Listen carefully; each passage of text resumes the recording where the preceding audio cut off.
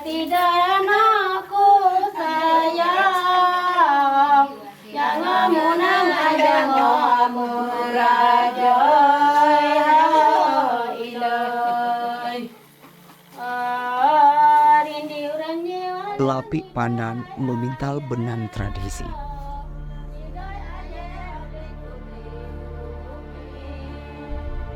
Kota Sungai Penuh adalah sebuah daerah di Provinsi Jambi yang terletak pada panorama Bukit Barisan dan berada di tengah-tengah Kabupaten Kerinci.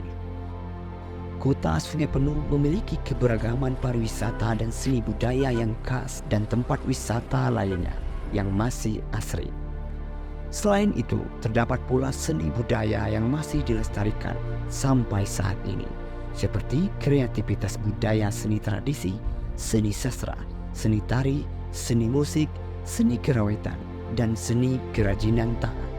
Salah satu seni kerajinan tangan di Kota Sungai Penuh yang masih lestari dan bertahan di era globalisasi ini diantaranya adalah kerajinan batik, kerajinan anyaman, dan kerajinan tangan lainnya. Lapik Pandan ya, Lapik Pandan, lapik yang segi empat itu tahun 1900 sudah ada. Sudah ada. Walaupun dia belum punya warna-warni yang khas, yang banyak. Yang ada warnanya itu yang pertama warna hijau, yang kedua warna kuning, yang ketiga warna putih. Kerajinan anyaman Lapik Pandan merupakan salah satu kerajinan tangan yang masih populer sampai sekarang dengan bahan pokok yang digunakan dari pandan yang ada di Desa Kotodian, Kecamatan Hamparan Rawang, Kota Sungai Penuh. Mula bismillah kan malala ngai pandai. Ngai pandai buat alek senjata sabuk, pisau, jauh-jauh sepatu bu, sepatu no.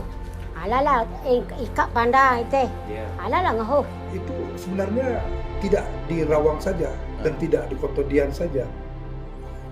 Itu ada di Kabupaten Kerinci pada umumnya dan Kota Sungai Penuh pada khususnya. Tetapi kalau kita berbicara mengenai lapik terawang, hanya satu-satunya ada di Kotodian Rawang.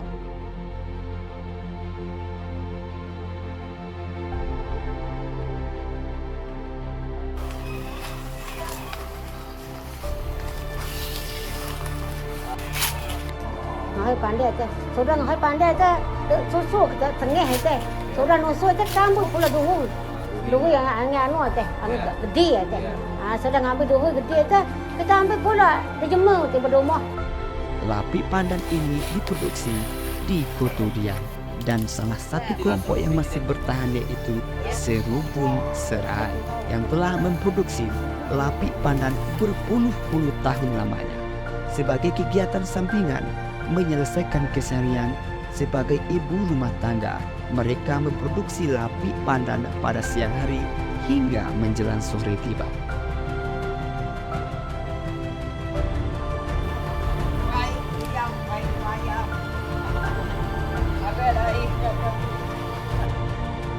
Tiba dusi pandai beli sampai 50 250 kau beli pandai. Ada ke 300. 400 masuk tu pengoh. Upah masuk pengoh balik. Ada jantan tu pengoh. Asal tu tiba rumah kau jemur nak layar. Asal tu lebih pula lagi ya. Kita beli pula nak kayi. Sudah ngebui tu jemur pula isa denda. Semalo itu. Isak lala pula ngambui dari itu dengan doa itu jemur pula naik putar serupa ini. Nak putar kita. Sampai kalau hilang awal sampai sahar. 2020 alhamdulillah waktu itu dari 33 provinsi Sungai Penuh mendapat 8 besar nasional. Nah, yang menariknya di sana adalah kita mengangkat karya Lapik Pandan. Di sini Lapik Pandan kita kombinasikan dengan batik khas Sungai Penuh. Nah, yang menariknya adalah bagaimana batik pandan itu bisa mix dengan kerajinan lokal, dan ini benar-benar di satu tahapan sesi presentasi kita waktu itu di tahun 2020 ini menjadi sesuatu yang punya punya isu yang luar biasa sekali. Bahan baku dibeli dan didapatkan dari kebun yang ditanam oleh masyarakat setempat. Setelah mendapatkan bahan baku, kemudian para pengrajin membersihkan duri yang ada pada daun pandan. Setelah itu dipotong dengan ukuran 1 cm hingga 3 cm atau sesuai kebutuhan. Kemudian daun pandan direbus lebih kurang 45 menit hingga daun pandan berubah menjadi warna putih. Berarti kalau daun nenek moyang kayak tu diaji ya? Iya bahasa mana dajo, dulu pada pandai ngajo dajo. Kalau tidak pandai ngajo ya tersandor, tapi itu kita niri sini. Oh, Liru. Lapik terbuat dari 2 lapisan, di mana lapisan dasar terbuat dari anyaman kasar tumbuhan pandan, sedangkan lapisan atas terbuat dari anyaman yang halus dan mempunyai ornamen yang unik. Lapik tersebut memiliki ukuran 50 dikali 50 cm dengan ketebalan lapik 1 cm. Lapik pandan bukan hanya sekedar kerajinan tangan, tapi juga syarat dengan makna budaya. Walaupun di ornamen-ornamen ukiran juga ada. Jadi di terawang itu ada kelup paku berlengkung. Walaupun itu tidak sempurna ya. Jadi kelup paku itu melambangkan adat itu tentang seorang bapak, ibu dan mama itu terhadap anak dan keponakannya. Sebenarnya lapik pandan ini bukan hanya sekedar menganyam, tapi ada satu cerita, satu filosofi. Karena prosesnya tindih menindih ya, daripada anyaman itu sendiri, itu sebenarnya lebih ke apa ya? Kalau cerita rakyat dulunya lebih bagaimana mereka punya jiwa besar, memberi kemufakatan gitu, ada tarik ulurnya di sana.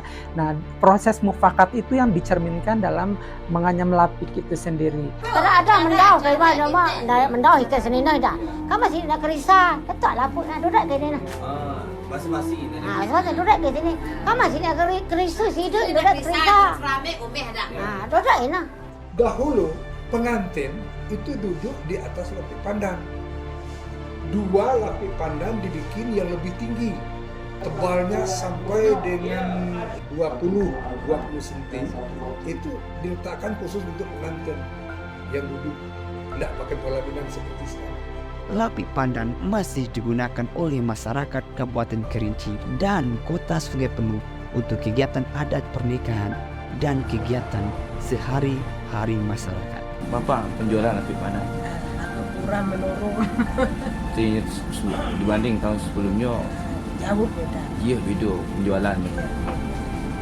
Biasanya yang tukang beli tu siapa-siapa buat? Macam lawan lebih beli.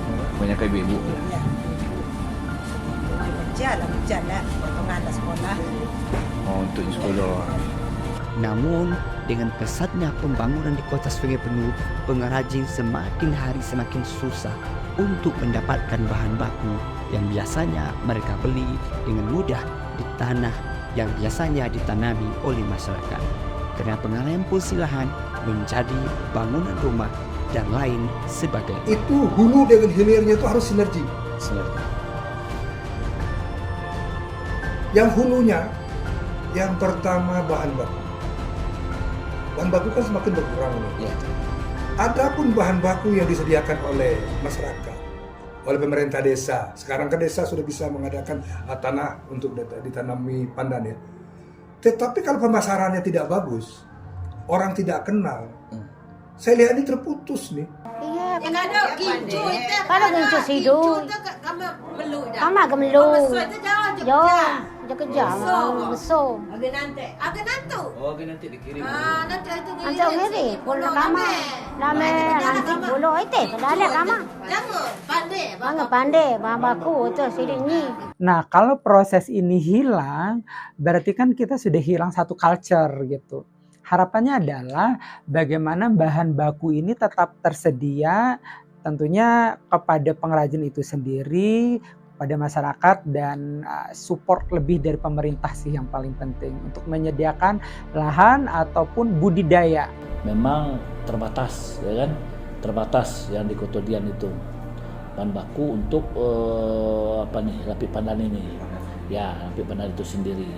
Jadi kita ingin mencoba berkomunikasi dengan masyarakat setempat dan juga masyarakat Kecamatan Ampara Rawang untuk menanam kembali ya kan bahan baku itu di tanah arah 100 ya, daerah Tanjung sana yang tidak digarap oleh masyarakat. Nanti kita akan coba memberdayakan bibit-bibitnya kita tanam nanti. Kalau sekarang kan daerah Kotodian itu kan terbatas sekarang tuh bahan bakunya. Yang kita temui di masyarakat, mereka menyampaikan itu kendalanya tuh. Ujinya kepada generasi ke depan ini, tolonglah budayakanlah apa namanya itu hasil daripada karya anak bangsa itu, terutama yang ada di daerah-daerah dan pelosok tanah air. Harapan besarnya adalah bagaimana ini bisa menjadi satu kolaborasi yang bagus ya. Kemudian harapannya juga kepada kayak pemerintahan desa lah misalnya bisa menjadikan wilayah pengrajin itu sebagai bukan hanya pengrajin lapik pandan tapi lebih ke apa ya, wisata edukasi. Jadi setiap pengunjung bisa melakukan bagaimana proses menganyamnya, menikmati proses menganyamnya. Kemudian pengunjung juga bisa melakukan improve seperti tadi, lapiknya bisa dibuat apa aja, nggak melulu sebagai tempat duduk atau sandaran kursi.